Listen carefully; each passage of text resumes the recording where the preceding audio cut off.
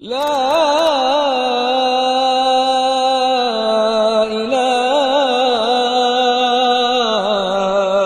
إلا الله.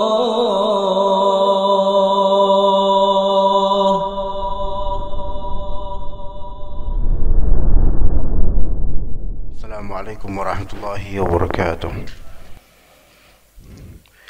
إن الحمد لله نحمده ونستعينه ونستغفره ونعوذ بالله من شرور أنفسنا وسيئات أعمالنا. من يهده الله فلا مضل له ومن يضلل فلا هادي له. أشهد أن لا إله إلا الله وحده لا شريك له وأشهد أن محمدا عبده ورسوله لا نبي بعده. يا أيها الذين آمنوا اتقوا الله حق تقاته ولا تموتن إلا وأنتم مسلمون. يا أيها الناس اتقوا ربكم الذي خلقكم من نفس واحدة وخلق منها زوجها وبث منهما رجالا كثيرا ونساء واتقوا الله الذي تساءلون به والأرحام إن الله كان عليكم رقيبا.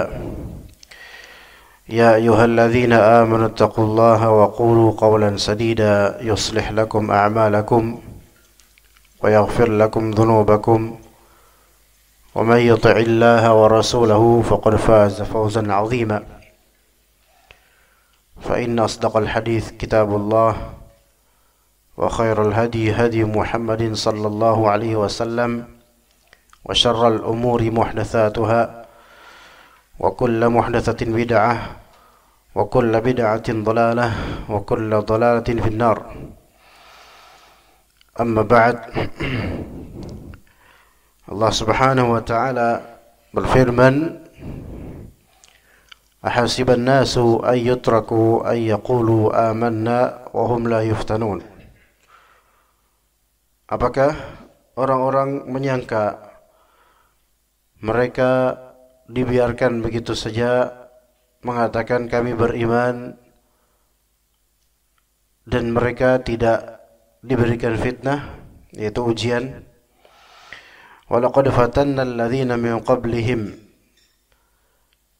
dan sungguh kami telah memberikan fitnah, yaitu ujian pada orang-orang sebelum mereka dari para nabi dan para pengikutnya di zaman sebelum diutusnya Nabi Muhammad SAW. وَلَا يَعْلَمَنَّ اللَّهُ الَّذِينَ صَدَقُوا وَلَا يَعْلَمَنَّ الْكَاذِبِينَ فَلَا يَعْلَمَنَّ اللَّهُ الَّذِينَ صَدَقُوا وَلَا يَعْلَمَنَّ الْكَاذِبِينَ. Kalimat ini فَلَا يَعْلَمَنَّ اللَّهُ الَّذِينَ صَدَقُوا وَلَا يَعْلَمَنَّ الْكَاذِبِينَ, itu karena Allah subhanahu wa ta'ala memberikan ujian pada para nabi dan para pengikutnya, sehingga Allah subhanahu wa ta'ala benar-benar mengetahui siapa yang jujur dalam mengatakan iman dan siapa yang berdusta dalam mengatakan iman. Di kalimat fala ya'lamannallahu, itu Allah subhanahu wa ta'ala pasti akan mengetahui. Di sini ada ilmunya Allah azza wa jalla, sifat ilmu Allah azza wa jalla, yang seolah-olah kalau kita pahami secara harfiah penerjemahan, seolah-olah sebelum diujinya manusia itu Allah nggak tahu ini orang jujur atau bohong. Namun tentu pemikiran ini salah,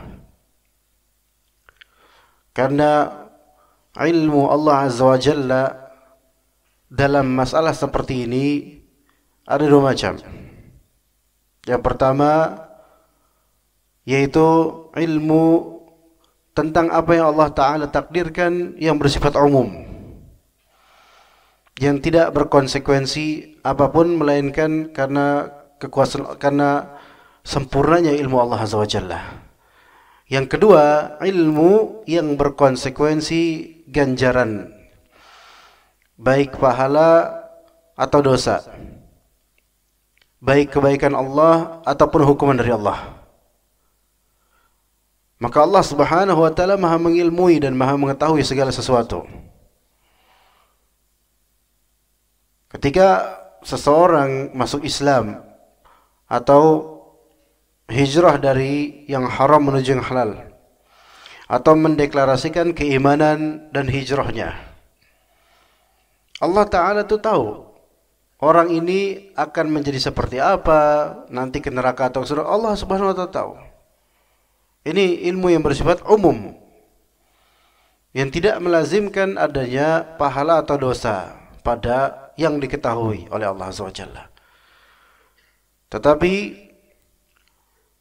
ada ilmu Allah Ta'ala yang melazimkan adanya balasan. Maka Allah uji orang ini dan Allah Maha tahu orang ini nanti bakal bagaimana.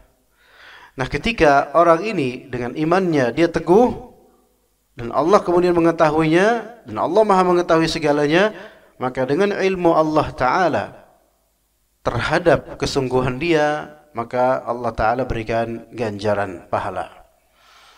Dan kalau ternyata dia gagal, dalam artian dia berdusta dengan ucapan imannya dan tidak teguh, dan Allah Ta'ala mengetahui ketidakteguhannya, maka ini berkonsekuensi apa? Berkonsekuensi dosa dan hukuman. Berkenaan dengan itu, ikhwah sekalian dan akhwat jemaah rahimani wa rahimakumullah, kita lanjutkan pembahasan dalam kitab At-Tauhid bab minal imani billah as-sabru ala aqdarillah. Bismillah. Di antara iman kepada Allah Ta'ala, sabar terhadap takdir Allah. Dan kita bahas di sini perkataan Rasulullah SAW, hadis riwayat Anas bin Malik radhiyallahu anhu, anna Rasulullah sallallahu alaihi wasallam qala, Rasulullah SAW bersabda, "Idza arada Allahu bi'abdihi al-khaira ajjala lahu bil 'uqubati fid dunya, wa idza arada bi'abdihi asy-syarra amsaka anhu bidhanbihi hatta yuwafiya bihi yaumal qiyamah." Hadis riwayat Tirmidzi dalam sunannya dan Al-Baihaqi dalam Al-Asma was Sifat. Idza arada Allah bi 'abdihi al-khair ajjala lahu bil 'uqubati fid dunya. Jika Allah Ta'ala menginginkan kebaikan pada hambanya, maka Allah Ta'ala akan menyegerakan untuk dia hukuman di dunia. Allah Ta'ala akan menyegerakan dia hukuman di dunia. Wa idza arada bi'abdihi syarr, kalau Allah Ta'ala menginginkan terhadap hambanya keburukan, maka amsaka anhu bidhanbih, maka Allah tahan hukuman terhadap dosanya hatta yuwafiya bihi yaumal qiyamah, sampai Allah tuntaskan nanti di hari kiamat. Na'udzubillah min dzalik. Tentu manusia tidak lepas dari kesalahan dan dosa. Kullu bani adama khatta'un. Setiap dari putra Adam khatta'un, yaitu sering berbuat salah. Itu niscaya. Itu absolut. Dan kaitan manusia dengan hukuman dari Allah Azza wa Jalla terhadap dosanya ada beberapa, tidak lepas dari beberapa kemungkinan. Tidak lepas dari beberapa kemungkinan. Dan kemungkinan ini menunjukkan derajatnya yang Allah berikan padanya. Yang pertama, Allah Subhanahu wa Ta'ala maafkan tanpa ada hukuman. Itu pertama. Jadi kaitan antara manusia, kesalahan, dan balasan atau hukuman dosanya itu ada beberapa kemungkinan. Yang pertama, yaitu yang derajat paling dimudahkan oleh Allah, yaitu tidak dihukum sama sekali oleh Allah Azza wa Jalla, dunia maupun akhirat. Tidak dihukum sama sekali oleh Allah, dunia maupun akhirat. Ini nanti kita tafsil insyaallah. Kita rinci. Yang kedua, posibilitas kedua, kemungkinan kedua, dihukum di dunia, tidak di akhirat. Kalau yang pertama, di dunia tidak dihukum, di akhirat tidak dihukum, maka ini diampuni berarti, tanpa ada hukuman. Yang kedua, dihukum atau disegerakan hukuman di dunia dan tidak di akhirat, tidak dihukum di akhirat. Ini yang kedua. Yang ketiga yaitu dihukum di dunia dan dihukum di akhirat. Afwan, yang ketiga itu jadi yang keempat. Yang ketiga, tidak dihukum di dunia namun diberikan hukuman di akhirat. Ini yang ketiga. Yang keempat, dihukum di dunia, dihukum juga di akhirat. Jadi kaitan antara manusia, dosa dan hukuman itu ada 4 kemungkinan. Yang pertama apa? Tidak dihukum di dunia, tidak pula di akhirat. Itu yang pertama. Nanti jelaskan insyaallah. Yang kedua, dihukum di dunia, disegerakan hukumnya di dunia dan tidak di akhirat. Oke. Yang ketiga, tidak dihukum di dunia namun akan dituntaskan hukumannya di akhirat. Yang ketiga. Yang keempat, sudah dihukum di dunia, dihukum pula di akhirat. Gitu. Bagaimana penjelasannya terhadap ini, kaitan antara manusia, dosa dan balasan itu hukuman. Yang pertama 4 tadi. Di dunia tidak dihukum, di akhirat tidak dihukum, maka ini yang disebut al-afu, yaitu pemaafan dari Allah Azza wa Jalla. Dan ini mungkin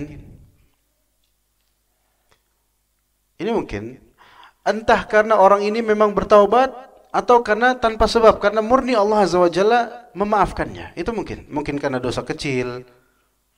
Ya. Mungkin karena ini dosa kecil dan Allah memaafkannya. Mungkin juga karena orang ini bertaubat sehingga lepas dari dosa tersebut, Allah tidak menghukumnya dunia ataupun akhirat. Mungkin karena juga orang ini istighfar. Dan mungkin karena orang ini melakukan amalan mukaffirat adz-dzunub, bisa, yaitu amalan-amalan yang menggugurkan dosa, baik secara umum global amalan saleh maupun amalan tertentu yang membuatnya gugur dosanya. Maka tidak bisa jadi Allah tidak hukum dia. Itu mungkin. Ini namanya al-afu wal maghfirah.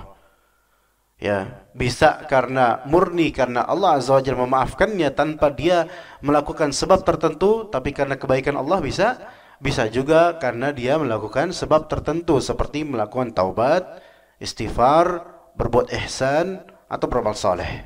Itu mungkin. Tetapi kita tidak layak merefleksikan ini pada diri kita sehingga kita merekomendasikan, saya pasti dimaafkan oleh Allah dunia akhirat. Ya kita berharap begitu, tetapi siapa yang bisa mengabarkan pastinya? Ya. Jadi misal seseorang melakukan suatu keburukan. Misal dia menghina fulan misalnya, atau misal dia melanggar hak Allah aja, misal dia melakukan misal dia tidak salat berjamaah seharian, misal, dan itu dosa baginya. Ini bagi yang menganggap salat berjamaah wajib, dan itu dosa misalnya. Ini berkaitan dengan hak Allah, ibadah kepada Allah. Ini kan dosa. Kemudian dia bertaubat dari itu dan Allah maafkan dia, tidak ada hukuman. Di dunia tidak dihukum, di akhirat tidak dihukum. Maka ini yang disebut al-afu wal maghfirah, pemaafan dan ampunan. Pemaafannya kapan? Di dunia udah dimaafin.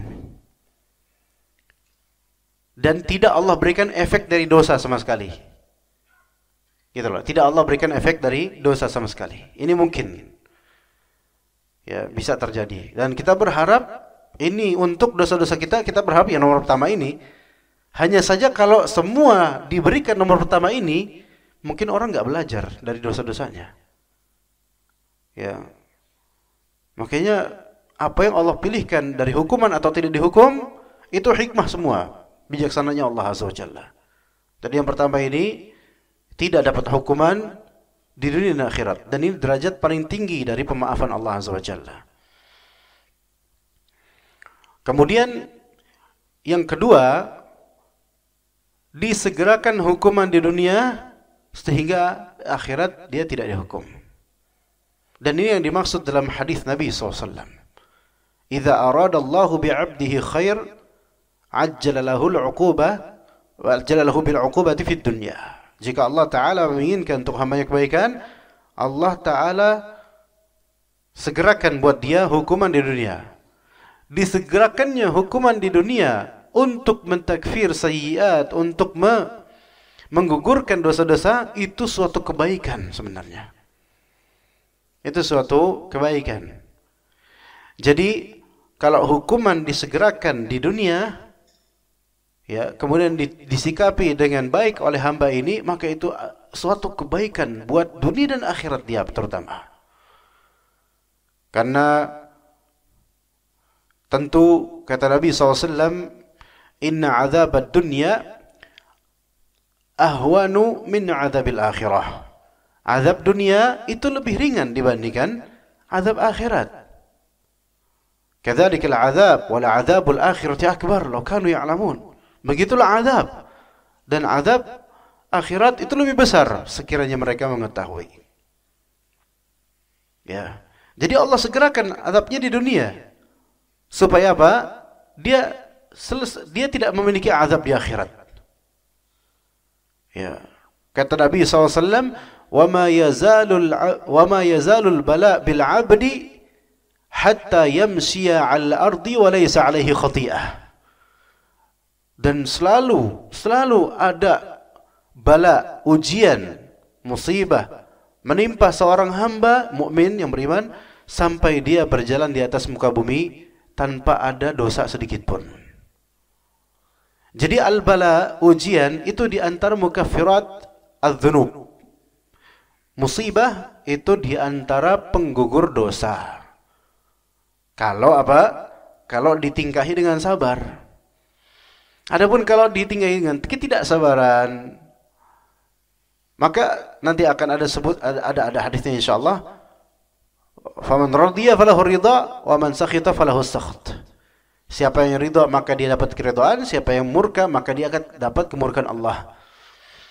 Jadi yang level kedua ini, orang ini berbuat dosa, dan siapa di antara kita yang tidak pernah? Kemudian Allah Azza wa Jalla segerakan hukuman buat dia di dunia, supaya dia belajar, supaya dia ingat, supaya bersih dirinya. Kalau misalnya dia bersabar, maka akan dihapus dosa dia, sehingga hukumannya cukup di dunia aja. Makanya Allah menyuruh kita bersabar. Walanabluwannakum bisyai'im minal khawfi wal ju' minal ju'i minal khawfi walanabluwannakum bisyai'im minal khawfi wal ju'i wa naqsim minal amwali wal anfusi wath thamarat wa basyiris sabirin. Jadi stepnya harus sabar menghadapi bala ini, gitu loh, musibah atau hukuman atau ujian. Kalau misal sabar, maka untuk akhirat dia tidak mendapatkan hukuman. Alhamdulillah. Karena kesabaran dan musibah tersebut itu menggugurkan dosa-dosa lampau. Ya, dan itu kebaikan buat dia. Makanya kata Rasulullah, kalau Allah Ta'ala menginginkan kebaikan buat hamba, Allah segerakan hukumannya di dunia. Yang hukuman itu lebih ringan. Makanya kata Allah, وَلَنَبْلُوَنَّكُمْ بِشَيْءٍ. Syai' itu apa? Kecil. Makanya di amiyah, bahasa amiyah Arab, bentuk tasghir dan pendikitan untuk syai' udah sedikit dibentuk jadi syuaya. Syuaya ya akhi. Antum kalau ke Arab misalnya, ke Saudi misalnya, orang bilang se, kalau bahasa kita se. Mungkin se itu bahasa Jawa berasal dari syuaya, ya. Enggak, ini dicocok-cocokin aja biar kesannya ada Jawa Arab lah. Ya. Se itu bahasa Arabnya syui gitu. Ternyata syui dijawain jadi suwe tenan lama. Nah, padahal suwenya itu kecil sebentar. Makanya dalam Al-Quran, walanabluwakum bisyai'in, syai' kecil. Ketakutan di dunia ini sebentar, kelaparan di dunia ini sebentar, kekurangan harta, nyawa, bebuahan sebentar, sedikit sebenarnya musibah di dunia ini dibandingkan kenikmatan yang Allah berikan pada kita. Ya. Maka disegerakan karena musibah atau hukuman duniawi ini sebentar dan jauh lebih ringan dibandingkan dengan nanti di akhirat. Maka ini kebaikan buat, sebenarnya ini udah rahmat dari Allah Azza wa Jalla. Maka ada rahmat di balik musibah, kata mereka.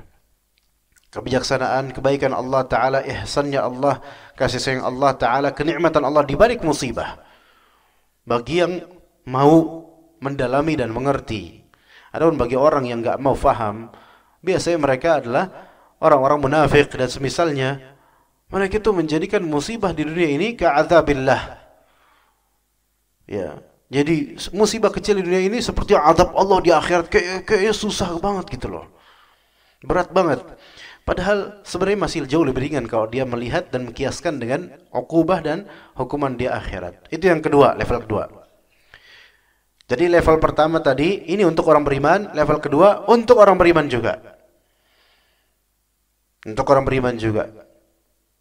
Kalau ternyata Allah Ta'ala maafkan kesalahan-kesalahan dan dosa kita tanpa ada efek dosa, tanpa ada hukuman akhirat, ini nomor tambah, berarti ampunan sejak di dunia, alhamdulillah. Mungkin karena amal saleh, mungkin karena istighfar taubat.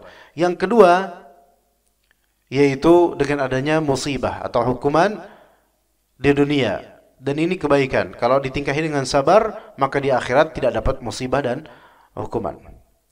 Yang ketiga, yaitu tidak mendapatkan hukuman di mana? Di dunia. Maksudnya hukuman di sini hukuman yang zahir, hukuman yang semua orang tahu ini hukuman gitu loh. Tidak dapat di dunia. Tidak mendapatkan hukuman di dunia atas dosa-dosanya. Hukuman yang zahir yang semua orang ngerti ini hukuman, enggak dapat dia. Tapi Allah Ta'ala tangguhkan hukumannya di mana? Di akhirat. Ini yang disebut wa idza arada bi'abdihi syarr. Kalau Allah Ta'ala menginginkan keburukan pada hambanya, maka amsaka anhu bidzanbih. Allah tahan, Allah biarkan dia dengan dosanya hatta yuwafiya bihi yaumal qiyamah, sampai Allah tuntaskan azabnya, hukumannya di akhirat nanti. Nauzubillah min dzalik, di yaumil qiyamah. Ini bisa berlaku tentu pada orang kafir, semua orang kafir bisa berlaku ini, itu pasti. Adapun untuk orang mukmin bisa juga berlaku kalau tidak Allah ampuni. Ini nomor 3 ini secara absolut orang kafir bisa dapat. Adapun orang mukmin bisa juga dapat. Namun orang mukmin kan possible-nya nomor 1 dan 2 itu juga mungkin gitu loh. Nomor 3 mungkin kalau memang Allah Ta'ala inginkan keburukan buat orang beriman seperti ini. Tapi kan di orang beriman ujungnya ketika masuk neraka, ujung-ujungnya nanti ke surga juga gitu loh. Jadi yang ketiga tadi apa? Di dunia tidak ditampakkan untuknya hukuman zahir. Namun di akhirat Allah tuntaskan hukuman itu. Kata Allah Azza wa Jalla, sanastadrijuhum min haitsu la ya'lamun wa umli lahum inna kaidi matin. Maka kami berikan istidraj.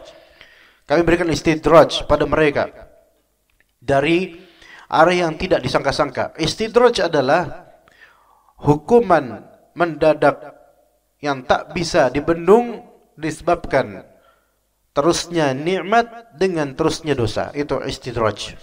Istidraj yaitu hukuman mendadak yang tidak bisa ditahan disebabkan apa?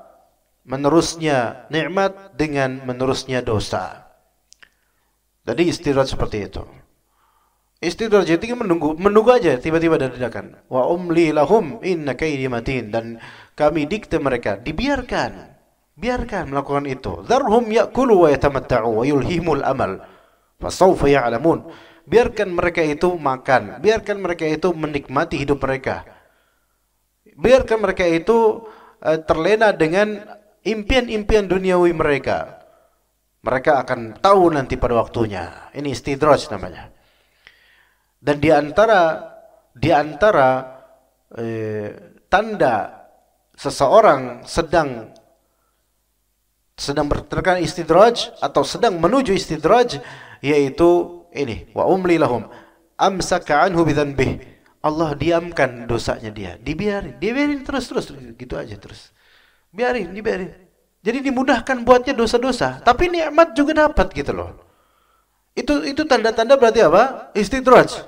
Nanti tiba-tiba tek mati aja dalam keadaan melakukan perbuatan yang selama ini dia lakukan secara istidraj. Na'udzubillah min dzalik. Enggak kelihatan dia tuh sedang dihukum secara zahir kan? Karena kelihatannya apa? Dia diberikan kenikmatan, limpahan nikmat, harta yang banyak, kemewahan, kemudahan. Enggak ada yang ngingetin. Orang mau ngingetin pun enggak enak mungkin, atau malu, atau takut, atau orang mau ngingetin, orang juga butuh dengan duitnya misalnya. Dibiarin, tiba-tiba entah mati, entah langsung kena kasus, entah dan seterusnya banyak. Maka ini namanya imla, istidraj. Ini bisa menimpa orang beriman, bisa. Tapi kalau orang beriman, walaupun nanti diazab di akhirat, ujung-ujungnya ke surga juga. Adapun orang kafir, nah itu. Kalau antum lihat seorang yang kafir, jelas-jelas kufurnya, kok nggak kena gitu loh. Tapi ini yang jelas-jelas mukmin, miskin, kok ditimpa terus. Justru kita lihat di sini malah ini yang beruntung nih orang beriman ini. Karena dia apa? Dia dita'jil ukubahnya, disegerakan iqabnya. Adapun yang ini dibiarin begitu saja. Ntar lihat ini sengsara selamanya bisa-bisa nih. Maka jangan heran gitu loh. Kok saya ini makin ke salafi kok makin susah ya hidup saya. Sebenarnya yang susah tuh mindset antum sebenarnya. Kalau misalnya dipikir-pikir, ilmu yang didapat dengan Al-Quran Sunnah itu jauh lebih berharga daripada seluruh kesulitan antum. Sebenarnya ini solusi semua insyaallah. Ya dibandingkan coba begajulan kayak orang nggak ada juntrungannya dunianya, mendingan dapat ujian tapi menghapus pahala sambil nuntut ilmu dan beramal, kan enak. Enak banget itu. Nggak punya kerjaan, minta sama DKM. Ya, ada kerjaan nggak buat saya? Apa kayak gitu? Ya. Ya, minta sama siapa kayak gitu, teman pengajian tanya, gitu kan. Itu yang ketiga ya, ikhwas sekalian. Ini istidraj, yaitu ditangguhkan azabnya. Yang pada hakikatnya, yang nomor 3 ini tidak diberikan iqab, itu zahirnya saja. Hakikatnya sebenarnya seseorang ketika Allah telantarkan dia, Allah biarkan dia dengan maksiat, itu sebenarnya udah hukuman tersendiri. Itu udah hukuman tersendiri. Allah biarkan dia dengan maksiat, itu sebenarnya udah hukuman sebenarnya, tapi tidak zahir. Artinya orang tidak ngerasa kalau itu hukuman.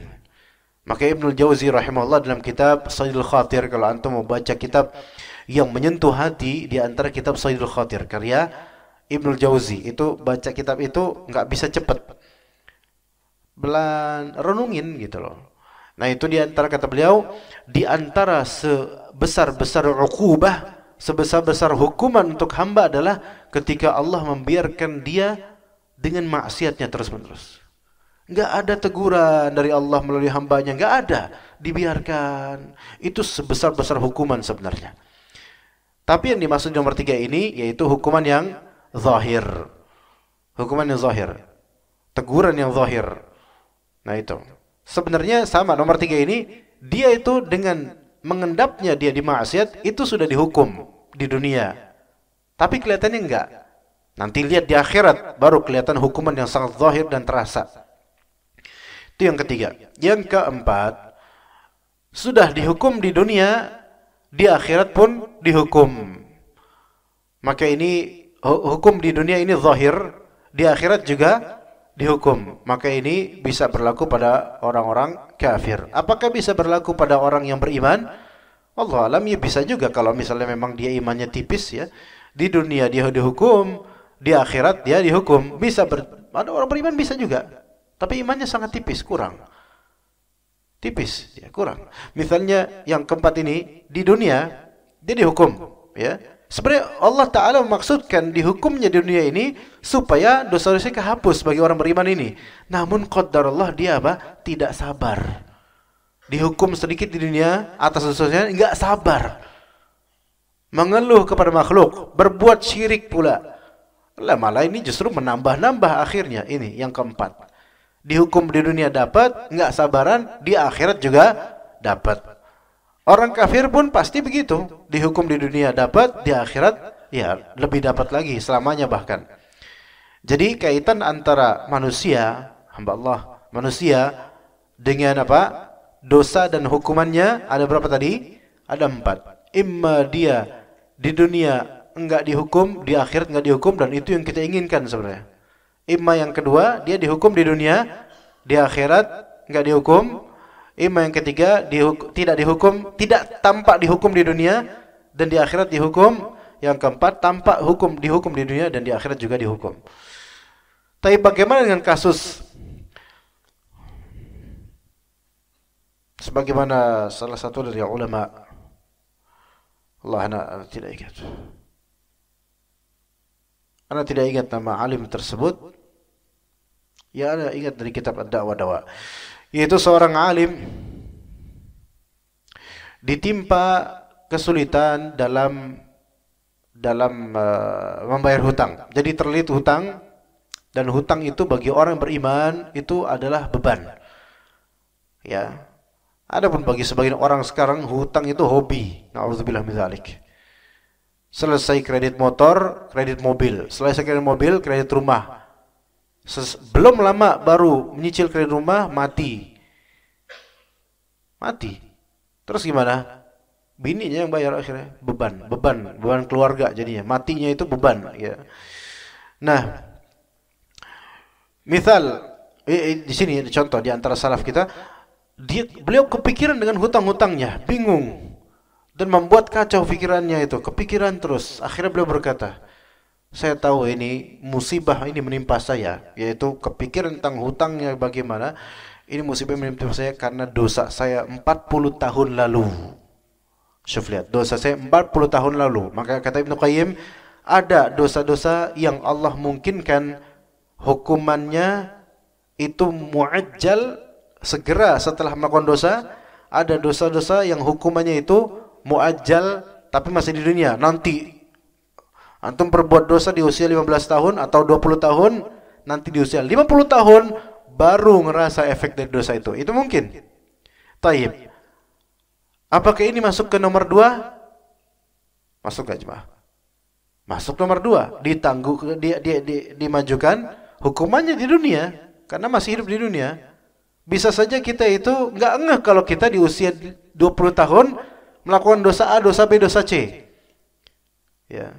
Dan ternyata baru Allah hukum kapan? Ketika kita di usia 50 tahun. Contoh, misal seseorang membantah orang tuanya dan mendebat orang tuanya, bapaknya dibantah dan dikata-katain sama dia, saking murkanya itu anak pada bapaknya. Dikata-katain di usia 20 tahun. Pas mau nikah misalnya, di usia 20 tahun dikatakan bapaknya, bapak mah katro gini dan seterusnya. Ya udah, habis itu ternyata habis itu nikah, hidupnya damai, normal gitu. Dia nggak ingat dengan dosanya. Namun ahsahullahu wa nasuh. Allah menghimpun segala dosa dan manusia biasanya melupakan dosa-dosanya. Tapi Allah menginginkan untuk anak ini kebaikan. Maka kemudian di usia 50 tahun ketika dia sudah punya anak usia 20 tahun, anaknya itu menjadi cermin buat dia.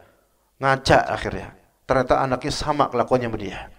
Pas mau nikah, begajulan kemudian membantah bapaknya. Bapak mah zaman dulu beda sama zaman sekarang, Pak. Sekarang gini-gini, bapak itu enggak usah. Diceramain sama anaknya. Terus singgung, sakit hati.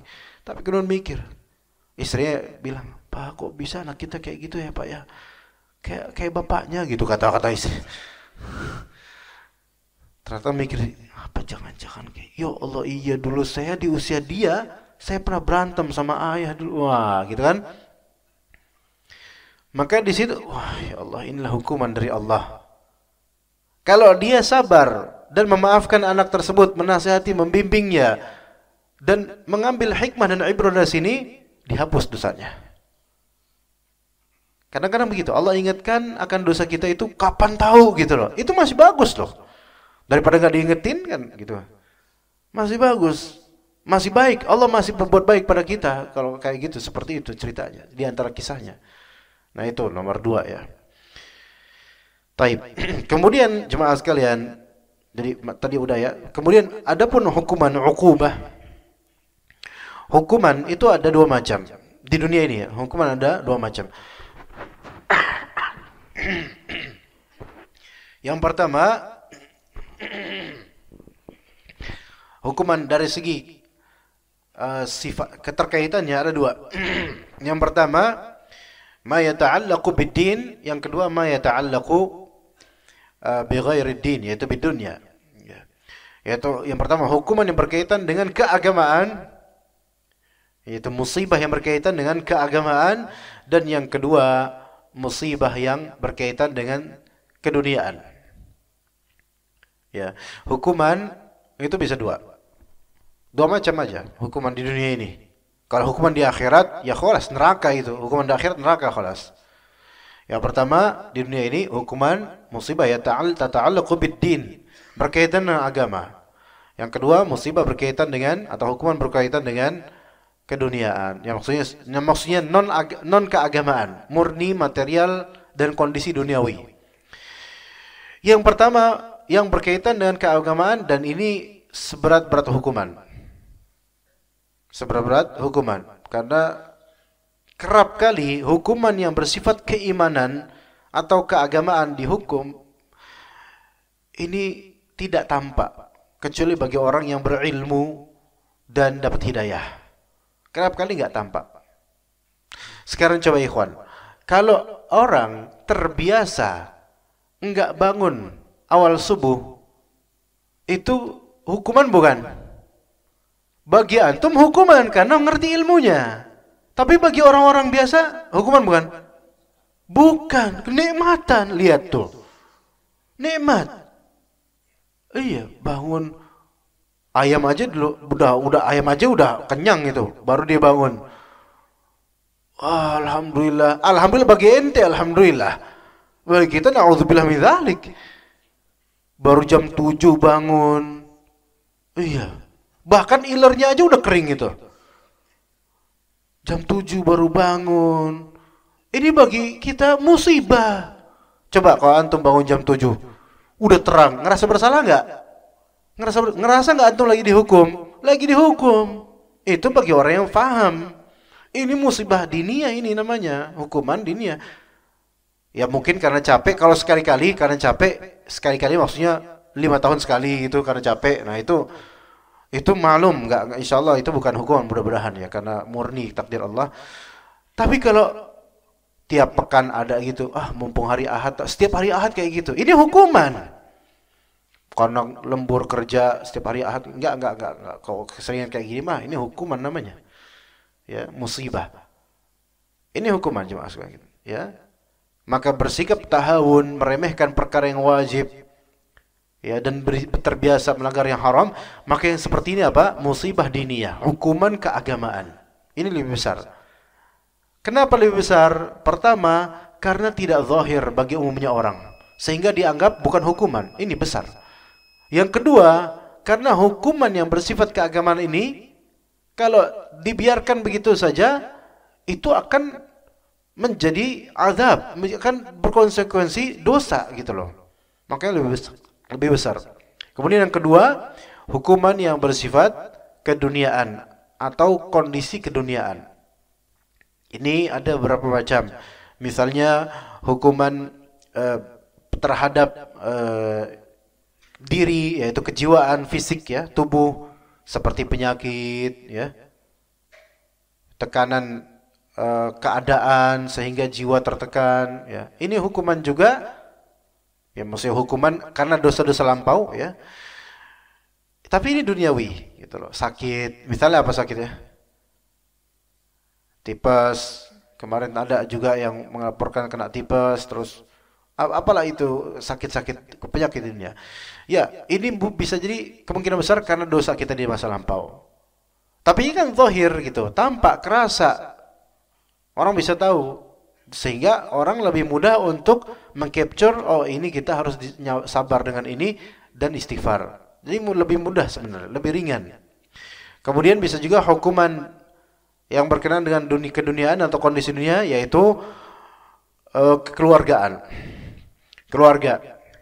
Ya, seperti ada yang wafat dari orang terdekat, tersayang, atau juga penyakit, anak kena penyakit misalnya, istri kena penyakit dan seterusnya. Ya itu bisa. Atau anak bandel. Ya, anak bandel itu bisa menjadi hukuman sebenarnya.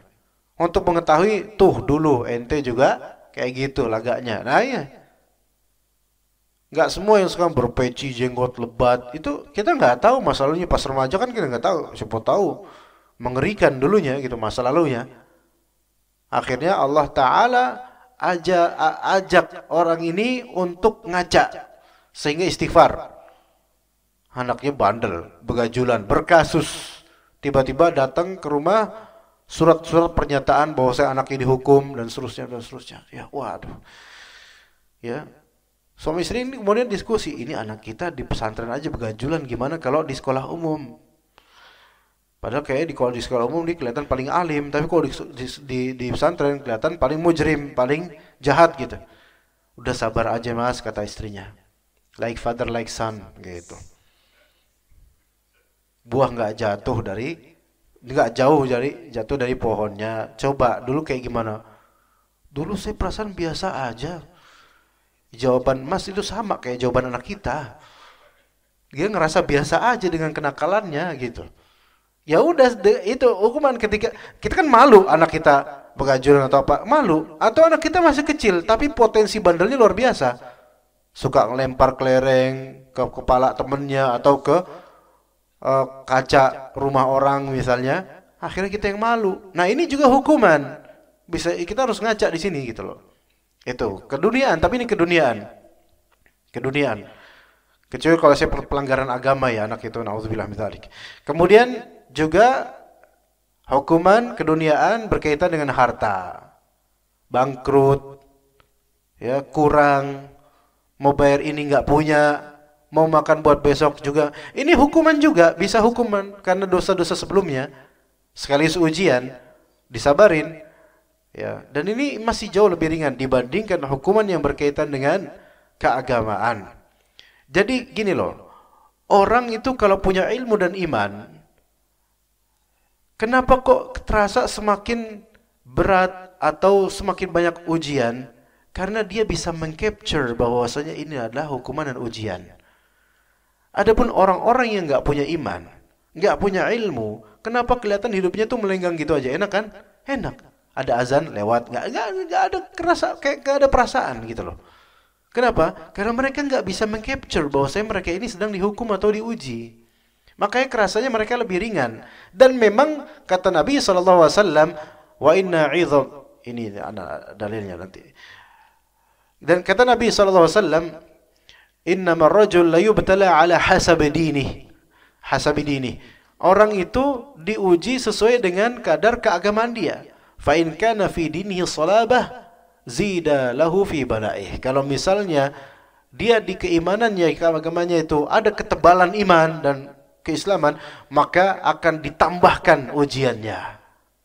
Ditambahkan di sini kuantitinya, kualitasnya, dan juga pengetahuan dia bahwasanya dia sedang diuji. Wa in kana fi dinihi khiffah, kalau misalnya bukan khifah, afwan. Wa in kana fi dinihi riqah, kalau misalnya di imannya itu ada ketipisan, tipis imannya, khufifa anhu. Dia akan diringankan.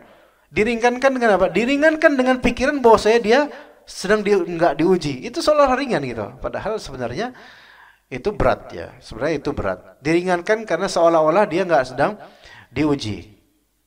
Ya, kasihan sebenarnya orang kalau misalnya enggak mengetahui kalau dia sedang diuji.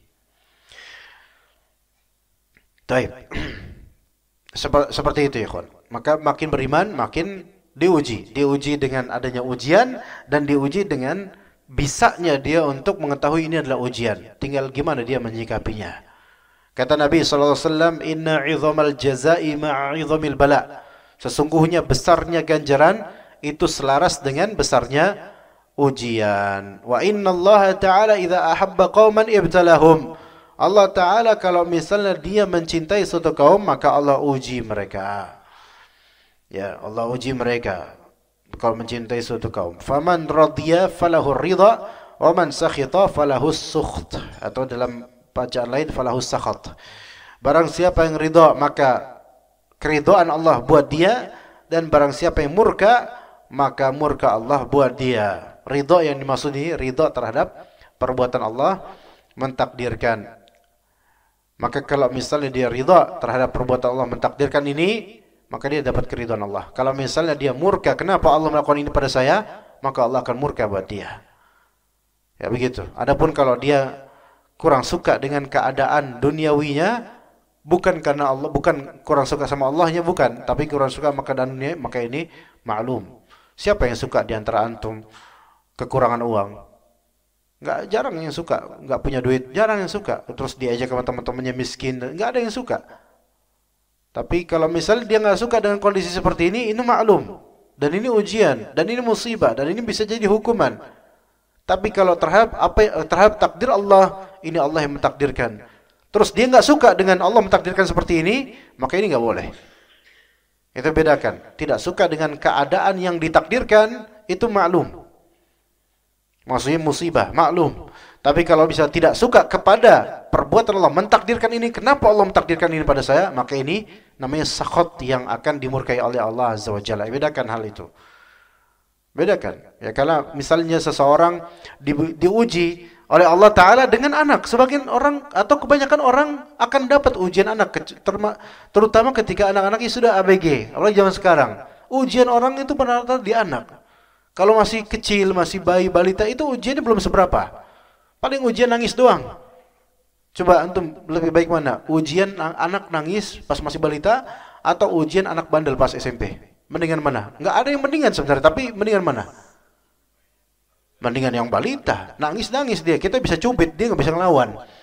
Nah kalau anak SMP, SMA bandel kita cubit, lawan dia. Nggak bakal kita cubit terus anaknya, aduh tawakal aja dicubit sama orang tua. Nggak mungkin kayak gitu.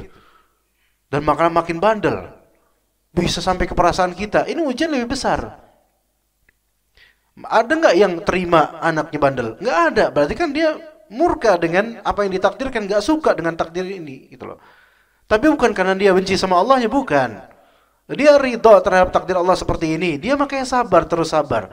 Tapi dia nggak suka. Kalau dia suka malah nggak boleh menyukai anak bandel. Nggak apa-apa deh, kamu bandel aja.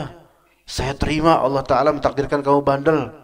Ya nggak bisa gitu. Anak juga mikir, kok babe saya kayak gini ya? Saya bandel malah suka, gitu kan? Ntar saya alim ditahdir lagi sama babe saya. Kan nggak mungkin kayak gitu, kebalik.